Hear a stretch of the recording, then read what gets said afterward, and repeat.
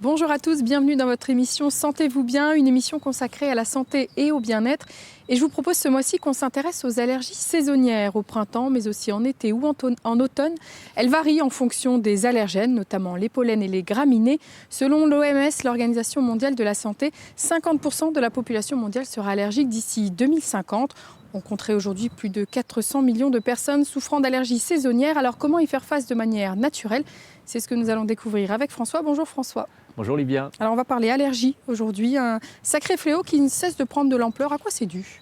Alors ce qui est intéressant à rappeler, c'est que dans les années 70, on va dire en France, il n'y avait que 2 ou 3% de la population qui était allergique. Alors est-ce que c'est le pollen qui est plus méchant ou alors est-ce que c'est notre santé qui est moins performante? Je pense pour la deuxième option.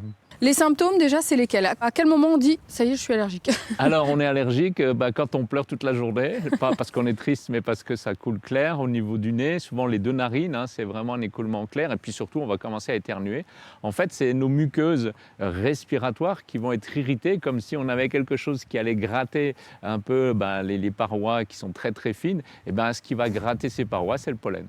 Et plus cette paroi est inflammée, et plus on est sensible. C'est pour ça que maintenant, on retrouve des personnes qui vont être allergiques, j'ai envie de dire cette année, qui n'y étaient pas depuis, on va dire, ils ont 40, 50 ans, ils n'y étaient pas depuis des dizaines d'années. Et inversement, est-ce qu'on peut être allergique une année, l'année d'après ne plus l'être, ou en tout cas l'être moins? Alors si on s'y prend suffisamment tôt, et c'est peut-être ce qu'on va partager, eh bien oui, on peut, parce qu'effectivement, on va, par justement l'usage des plantes, est capable de désinflammer cette muqueuse.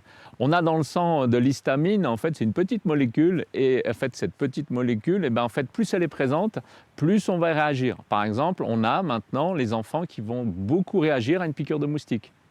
On va avoir une grosse piqûre. Ça, c'est pas normal, c'est parce que justement, on a trop de cette molécule dans le sang. Alors, est-ce qu'il y a certaines plantes qui ont un risque allergisant plus élevé? On parle souvent du bouleau notamment, ou du cyprès. Est-ce que... Alors oui, là, on parle des pollens, en fait. Vous savez que les arbres vont répandre ce pollen dans l'atmosphère. Plus il fait sec, plus cette densité est élevée. Et puis effectivement, certains arbres vont avoir des propriétés irritantes plus fortes que les autres, vous venez de les citer. Alors par contre, si on fait toujours de la prévention, quelqu'un qui était allergique plus peut être allergique plus, voire même, j'ai envie de dire, j'ai déjà vu beaucoup d'exemples. Alors là, ça demande de faire des efforts au quotidien sur son alimentation, l'usage des plantes, ne plus être allergique l'année prochaine. Ah, alors comment on fait? On utilise les plantes bien évidemment, une bonne alimentation aussi. Alors il y a le thym, parce que le thym ça permet ça guérit tout le thym. On en a déjà parlé plusieurs fois dans cette émission, oui. Le thym. Mais aujourd'hui on va se concentrer sur deux autres plantes, surtout l'estragon et le romarin. Alors l'estragon et le romarin, vous voyez, je parle de plantes, on dit toujours est-ce que les plantes sont toxiques et est-ce qu'il y a des effets secondaires? Là on parle de plantes qu'on mettrait dans notre cuisine, l'estragon et le romarin. Alors l'estragon, c'est surtout l'huile essentielle d'estragon qui est intéressante, puisqu'en fait elle va être très anti-allergique. Et ça c'est vraiment un remède qui va, lorsqu'on l'utilise bien, alors je vais vous donner comment l'utiliser, c'est une goutte d'huile essentielle d'estragon qu'on peut mélanger avec une goutte d'huile essentielle de camomille. Vous savez que la camomille est calmante, l'estragon est anti-allergique. On va prendre ça dans une cuillère à café d'huile végétale et on va le prendre au moment où justement les yeux piquent ou le nez coule et on va pouvoir le prendre 3-4 fois par jour. Vous redemandez bien à votre pharmacien de vous réexpliquer, mais ça c'est vraiment très efficace et on peut le prendre plusieurs jours. Ça stoppe justement ce pic inflammatoire qui va faire que vous n'en sortez pas. En fait, c'est là où c'est intéressant. Et le romarin?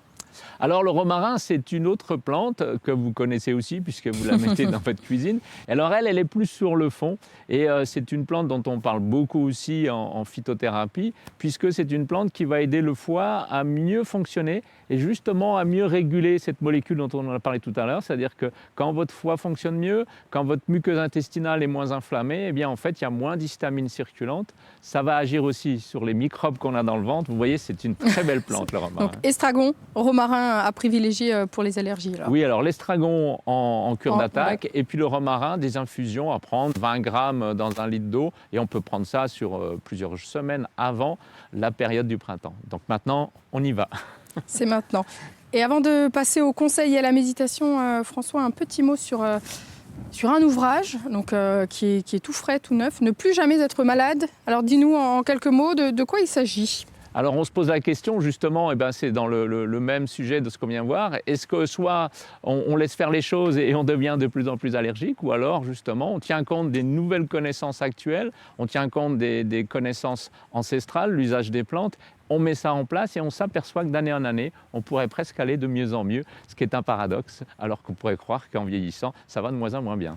D'accord, donc Ne plus jamais être malade aux éditions Le Duc. Merci François. Avant de se quitter avec la détente, c'est l'heure du conseil de François.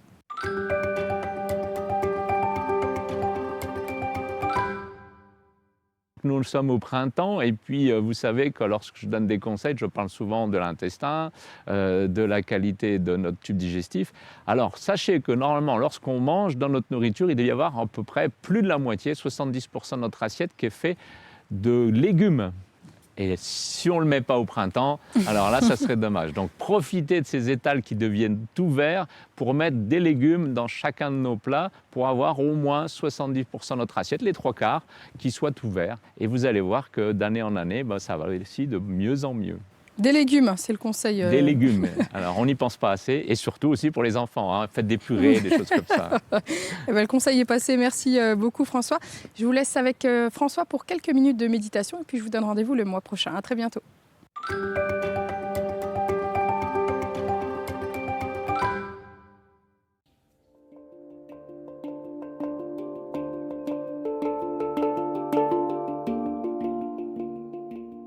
Je vous propose de profiter des paysages vosgiens pour prendre le temps de respirer, le temps de se ressourcer. Vous pouvez vous asseoir confortablement,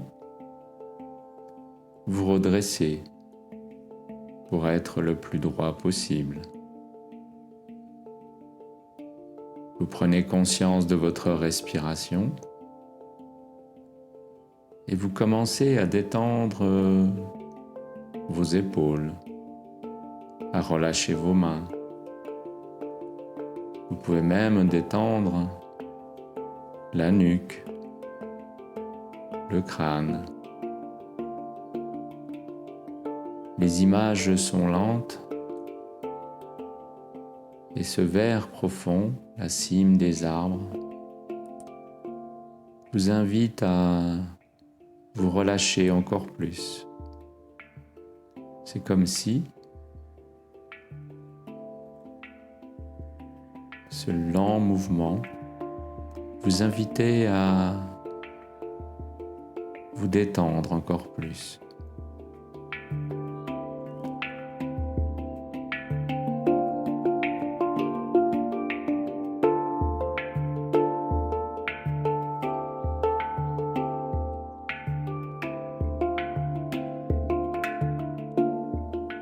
Il y a des verts intenses, des verts clairs, des verts presque bleus.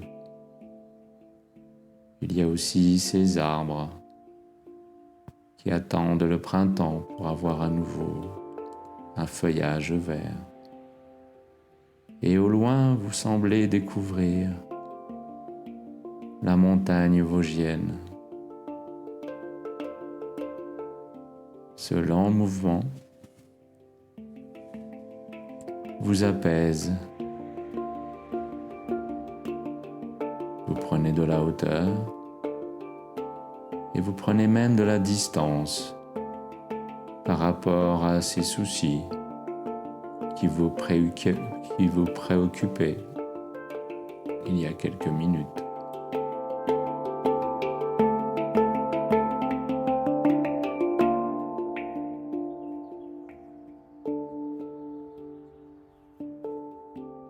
Le mouvement lent vous invite à épouser cette douceur. Le mouvement lent vous invite à soulager ces tensions que vous pourriez avoir au niveau du cou, des épaules et même du dos. C'est comme si toute cette nature, toute cette forêt vous apportait beaucoup de calme.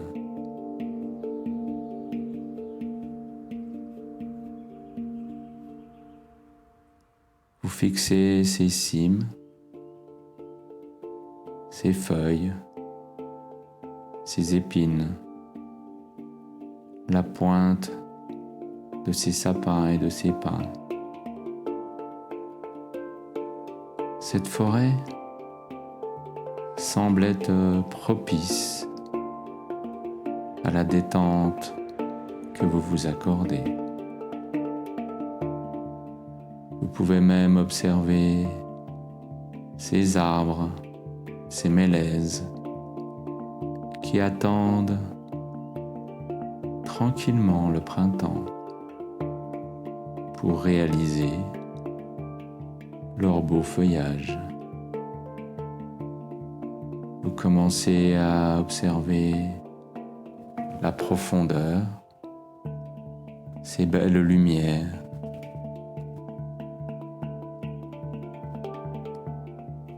C'est comme si maintenant vous aviez pu complètement vous relâcher. Et vous pouvez vous remercier de vous être accordé ce moment.